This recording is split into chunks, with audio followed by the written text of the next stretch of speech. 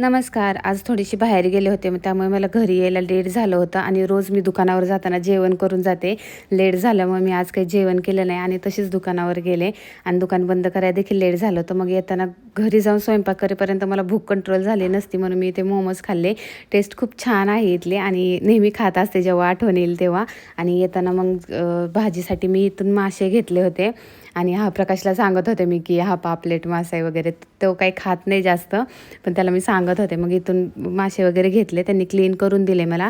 मासे घेऊन आले घरी, स्वयंपाक वगैरे केला, जेवण वगैरे केलं. सगळं आवरल्यानंतर आम्ही बाहेर गेलो होतो आईस्क्रीम खाण्यासाठी. आम्ही नेहमी इथेच आईस्क्रीम खायला येतो आणि इथे आल्यानंतर प्रकाश नेहमी त्याची ठरलेलं असतं की मस्तानी खायची आणि माझं बदाम शेक.